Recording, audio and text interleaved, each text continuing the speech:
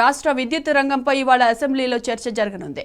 తెలంగాణ రాష్ట్రం ఏర్పాటైనప్పటి నుంచి కరెంటు నిరంతర సరఫరాకు ఎలాంటి చర్యలు తీసుకున్నారనే వివరాలతో శ్వేతపత్రాన్ని సభలో ప్రభుత్వం ప్రవేశపెట్టనుంది. విద్యుత్ ఉత్పత్తి సంస్థ జెన్కో, విద్యుత్ సరఫరా సంస్థ ట్రాన్స్కో, ఉత్తర, దక్షిణ తెలంగాణ విద్యుత్ పంపిణీ సంస్థ డిస్కంలకున్న రుణాలు, నష్టాలు, గత 9.5 ఏళ్లలో తీసుకున్న చర్యలను సభలో సర్కారు వివరించనుంది.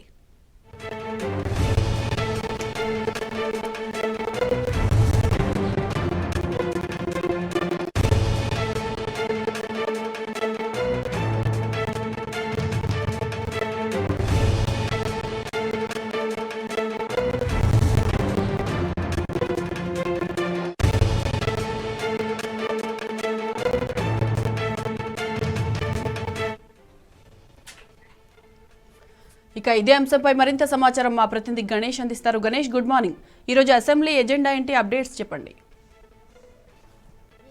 ఈరోజు 6వ రోజు అసెంబ్లీ సమావేశాలు 11 గంటలకు ప్రారంభం కావడం జరుగుతుంది. ఇక ఇప్పటి వరకు చూసుకున్నట్టయితే గత బీఆర్ఎస్ ప్రభుత్వం చేపట్టిన ఏదైతే సంక్షేమ కార్యక్రమాలు ఏవైతే ఉండడం జరిగిందో ఆర్థిక స్థితి పైన కాంగ్రెస్ ప్రభుత్వం శ్వేతపత్రాన్ని రిలీజ్ చేయడం జరిగింది. శ్వేతపత్రానికి సంబంధించి పొంతన లేని లెక్కలను కూడా చూపించడం జరిగింది. ఇప్పటి వరకు చూసుకున్నట్టయితే ఒకసారి 5 లక్షల కోట్ల అప్పు, ఆ తర్వాత 6, ఆ తర్వాత 7 లక్షల కోట్లు అనేది ఒకదానికి ఒకటి కూడా పొంతన లేకుండా ఒక్కొక్క సమాధానాన్ని దాటవేసే విధంగా ఉండడం జరిగింది. ప్రస్తుతం సంబంధించి చూసుకున్నట్టయితే నేడు ఆర్థిక స్థితిపై పూర్తి స్థాయిలో శ్వేతపత్రాన్ని రిలీజ్ చేయడం జరిగింది. దీనికి సంబంధించి ఈరోజు పవర్కి సంబంధించి విద్యుత్కి సంబంధించిన సంస్కరణలు విద్యుత్ దానిపైన ఏ విధంగానైతే శ్వేతపత్రానికి సంబంధించి ఉండడం జరిగింది. నిన్న చూసుకున్నట్టయితే ఆర్థిక శాఖకు గతంలో మంత్రిగా ఉన్న హరీష్ రావు పూర్తి స్థాయిలో కూడా 6 మంత్రులు ఏ విధంగానైతే ప్రశ్నలు లేవనెత్తడం జరిగిందో ప్రతి ఒక్కడే అన్ని కూడా సమాధానాలు చెప్పడం జరిగింది. పూర్తి స్థాయిలో 7 లక్షల కోట్లు కాదు, 5 లక్షల కోట్లు ఉంటే 7 లక్షల కోట్లు అని చెప్పడం కూడా అవాస్తవం అని చెప్పడం జరిగింది. ₹1 అప్పు ఉంటే మాత్రం ₹1000 సంబంధించిన అసెట్స్ క్రియేట్ చేశామని చెప్పడం జరుగుతుంది. ప్రతి ఒక్కటి కూడా 49 లక్షలకు సంబంధించిన ఏదైతే 69 లక్షల రైతులకు రైతు బీమాను రైతు బంధువును అందించడం జరిగిందని, అలాగే 47 లక్షలకు సంబంధించిన పెన్షన్స్ను అందించడం జరిగింది. వీటన్నిటికీ సంబంధించి కూడా ఈ లెక్కలన్నిటి కూడా దానికి సంబంధించి దాన్ని పొందుపరచడం లేదు. సంక్షేమానికి సంబంధించి ఎంత ఖర్చు చేశామనేది, అలాగే గతంలో ఉన్న కాంగ్రెస్ పార్టీకి సంబంధించి ఉమ్మడిలో ఉన్నప్పుడు కల్వకుర్తి, నెట్టెంపాడు, భీమా ఏదైతే మిడ్ మనేర్ లాంటి ప్రాజెక్టులు ఉండడం జరిగిందో వాటన్నిటి కూడా మధ్యలోనే వదిలేసిన సందర్భాలు ఉన్నాయి. కాబట్టి వాటికి సంబంధించి కూడా పూర్తి స్థాయిలో వాటన్నిటి కూడా కంప్లీట్ చేయడం జరిగింది. ఆ ప్రాజెక్టులన్నింటి కంప్లీట్ చేసి రైతులకు అందరికీ కూడా నీరు అందించామని చెప్పడం జరుగుతుంది. అలాగే పాలమూరు రంగారెడ్డికి సంబంధించిన ప్రాజెక్టును కూడా పూర్తి చేయడం జరిగింది. దానికి సంబంధించిన కాలువలు కూడా ఇప్పుడు కంప్లీట్ కావడం జరుగుతుంది.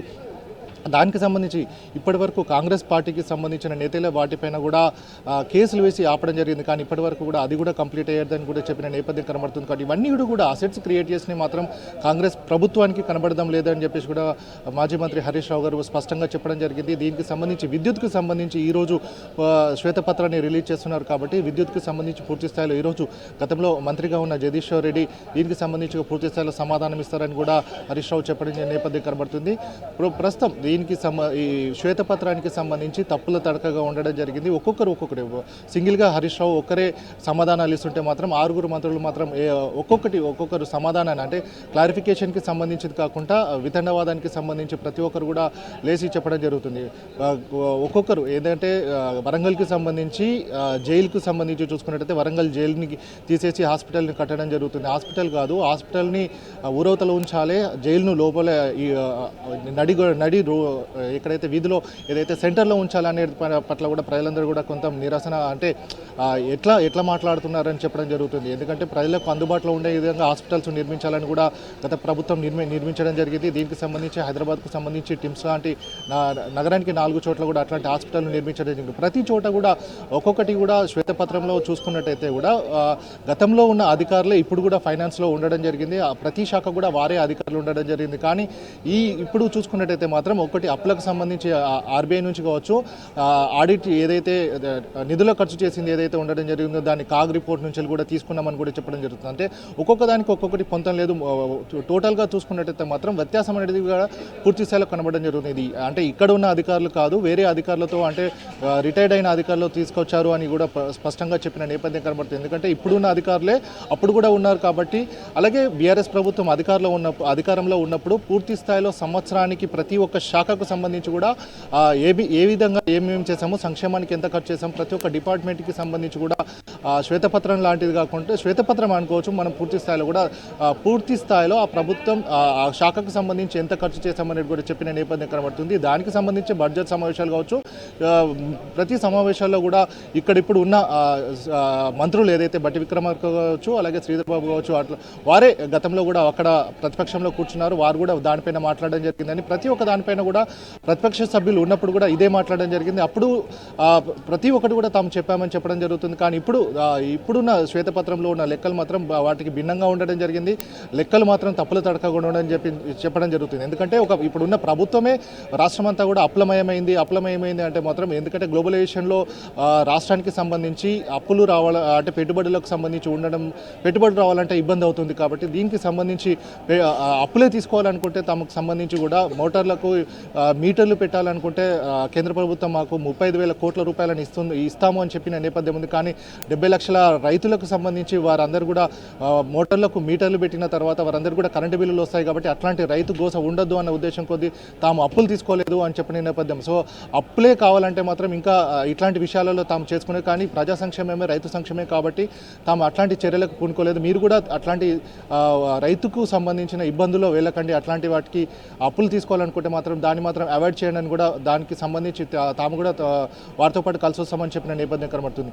ఇప్పుడు సంబంధించి చూసుకున్నట్లయితే విద్యుత్కి సంబంధించి పూర్తి స్థాయిలో అప్పులు ఉన్నాయని చెప్పడం జరుగుతుంది. కానీ అటు చూసుకున్నట్టు దామరచర్ల కావచ్చు, ఏదైతే యాదాద్రి పవర్ ప్లాంట్కి సంబంధించి అవన్నీ కూడా ఇప్పుడు ప్రారంభానికి సిద్ధం కావడం జరిగింది. వాటన్నిటికి సంబంధించి కూడా ఇప్పటికీ గతంలో ఉన్న బీఆర్ఎస్ ప్రభుత్వం అన్నిటి కూడా దానిపైన పెట్టుబడి పెట్టడం జరిగింది. ఇప్పుడు అన్నిటి కూడా ప్రారంభానికి రావడం జరిగింది. కాబట్టి అసెట్ క్రియేషన్ అనేది రావడం జరుగుతుంది. ప్రతి ఒక్క దాన్ని కూడా అప్పు అని చూడొద్దు, అవన్నీ కూడా ఇప్పుడు అసెట్స్ క్రియేట్ అయినాయి. కాబట్టి అప్పుడు తాము ₹1 ఖర్చు పెట్టాం కాబట్టి ఇప్పుడు ₹1000 వరకు కూడా దాన్ని అసెట్ క్రియేట్ అయిందని చెప్పడం నేపథ్యం కనబడుతుంది. కాబట్టి ప్రతిదీ అప్పుగానే చూపించారు. కాబట్టి తాము ఎంతవరకు దానిపైన వచ్చే రెవెన్యూ కావచ్చు, దానిపైన వచ్చే అసెట్ అనేది మాత్రం చూపించలేదని కూడా స్పష్టంగా చెప్పిన నేపథ్యం కనబడుతుంది. కాబట్టి 6 మంత్రులు మాట్లాడినప్పటికీ కూడా ఒకే ఒకరు మాజీ మంత్రి హరీష్ రావు స్పష్టంగా ఒక్కొక్కటి ప్రతి దానికి కూడా సమాధానం చెప్పడం జరిగింది.